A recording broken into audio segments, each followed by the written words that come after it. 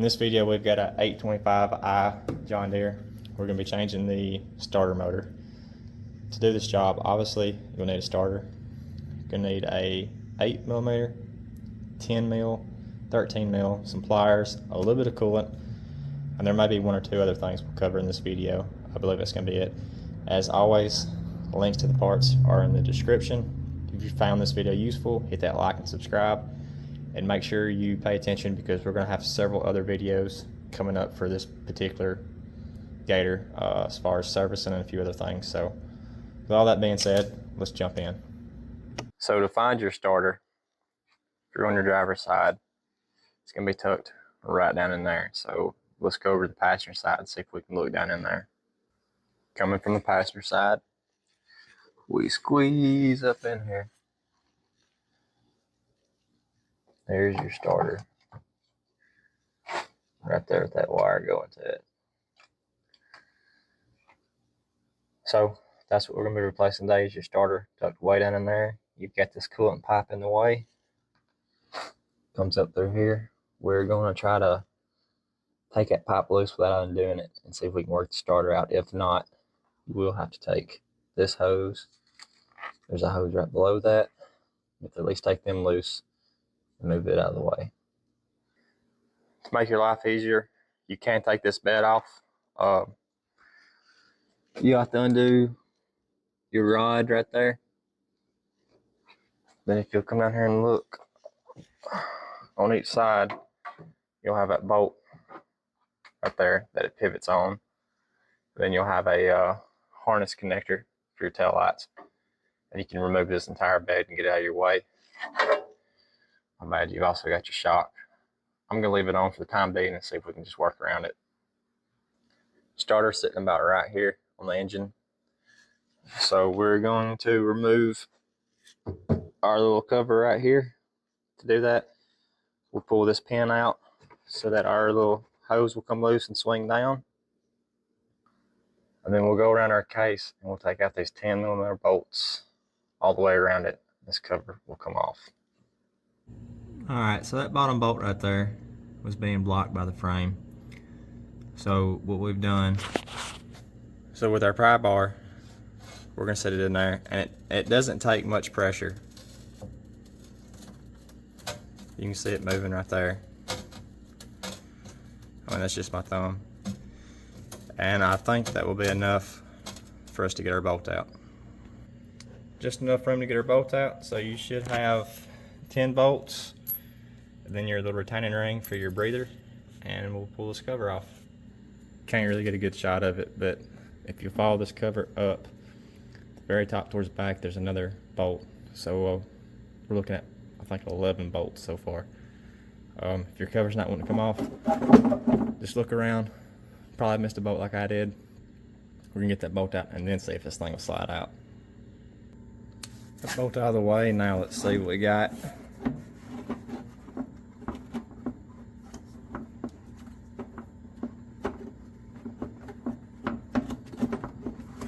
We're still catching on our frame down there, so let's get the pry bar and pick it up.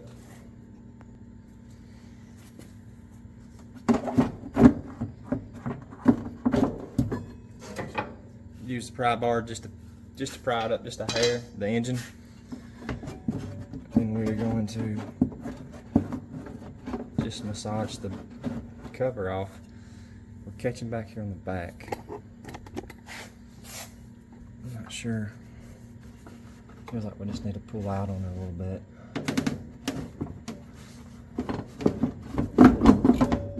Yeah, wiggle it. So it's between the shock.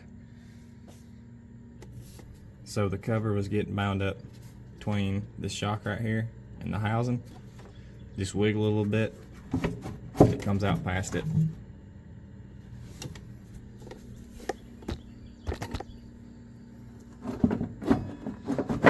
Just gonna give it a little bit of a wiggle.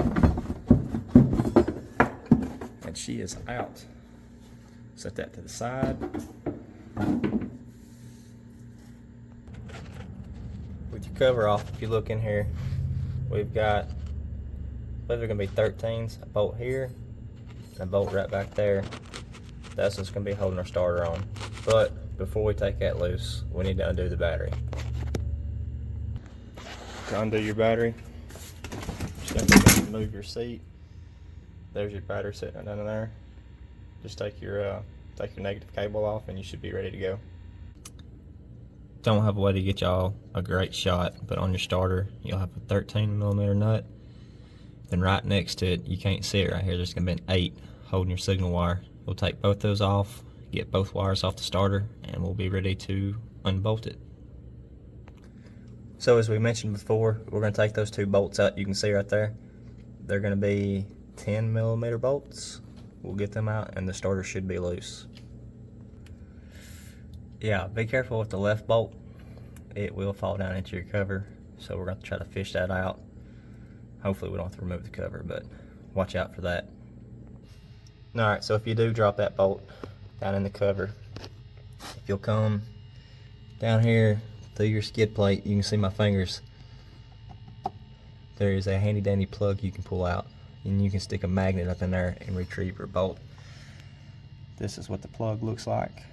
So if you make the same mistake I did, there is your way out. With the starter loose, it's supposed to come up from here out, but the issue is our coolant pipe right here is in the way. So what we're going to attempt to do is unbolt it right here, and there's another bolt on this back side I'll get a shot of, and we're going to try to see if we can't move it out of our way. If not, we will have to take it loose. There is our other bolt right here to the left of the screen, 10mm. Then you come up right here, take this 10mm loose. We weren't able to move the pipe out of the way, so we went ahead, removed this hose, remove this hose. Keep in mind, you will lose a little bit of coolant. I'm gonna try to set this camera up to where maybe you can see me fighting the starter up out of the hole. Just have to give it a shot and see how it goes. So we'll reach down, push our starter back. I know y'all can't see what I'm doing. Twist it, angle it up.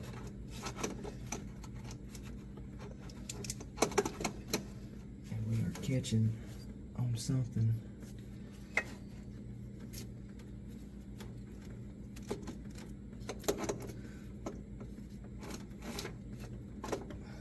Just like that. Maybe. Just maybe she's gonna come out of there. Oh, we done got bound up on her intake.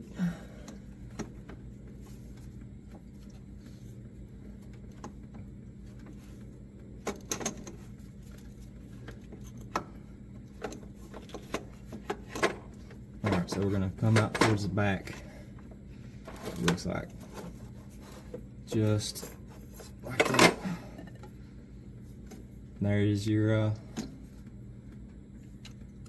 starter. We've got a dowel pin in the original starter. Didn't come with the new starter, so we're going to remove that. And to do that, we're going to take some pliers, or try to take some pliers.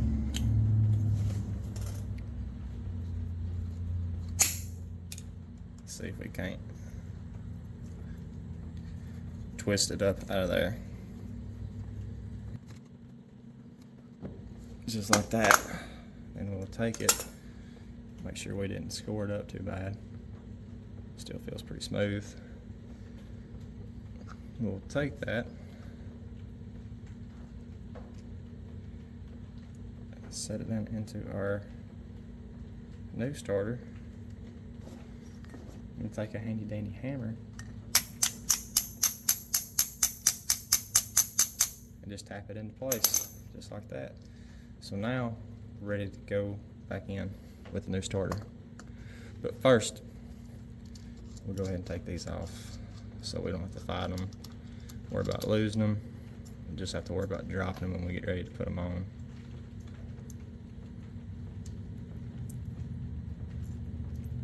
Alright, so we're going to see if we can fight this back down in here. We'll pull our pipe out of the way. And I don't remember exactly how it came out, but I'm guessing it was something like this.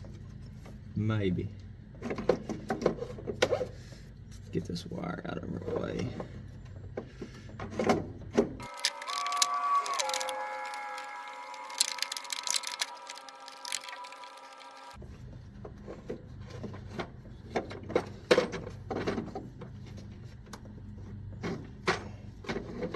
Try sending it in with the solenoid going back.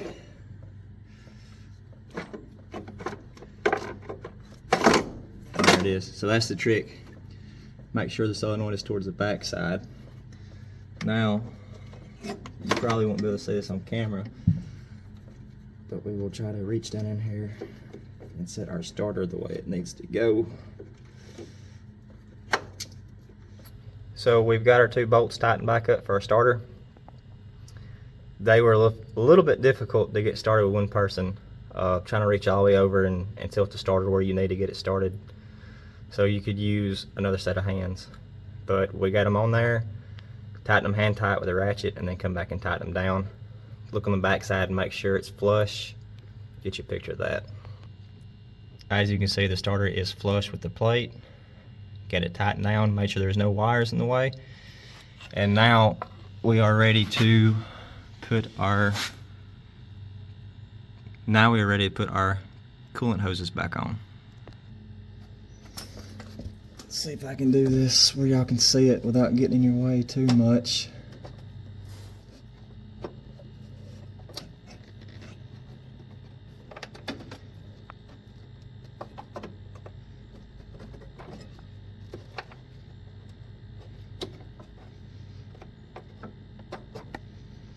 Try to roll this over and under. How close are we?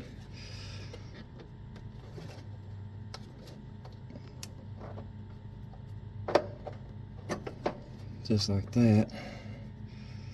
We will line this bottom hose up.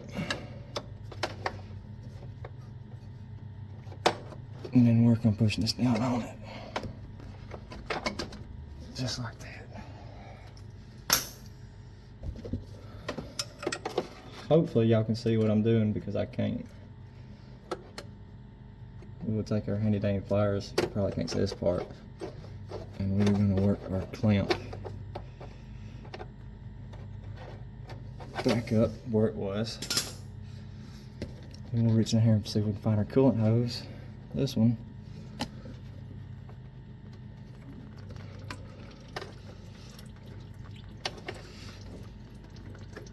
And slide it back on there. Find our clamp.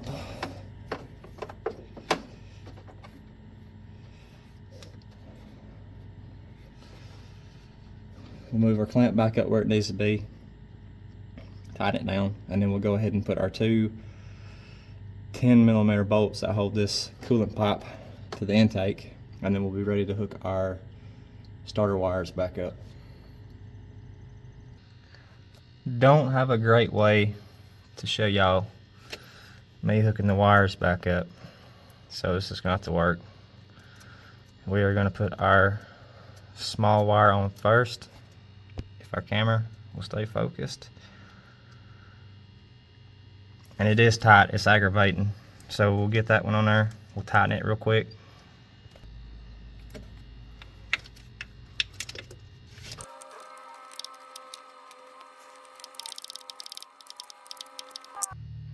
Alright, let's see if we can get the big wire.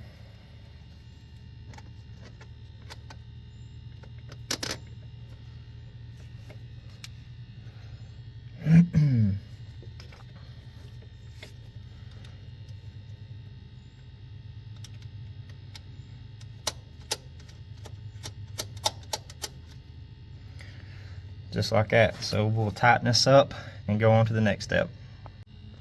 Alright, so if you're watching this, you're smarter than the average bear, and I've got faith in you.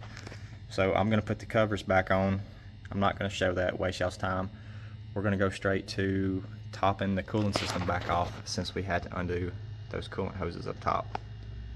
Going to come up the front, make sure your radiator is full of coolant, and then we'll go back here to the back. So back here at the back, we're going to loosen our bleeder valve.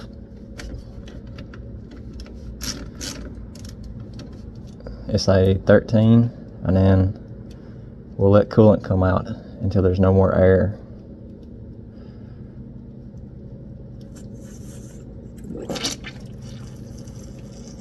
Be careful, it will make a mess. So as you can see, it's still letting air out.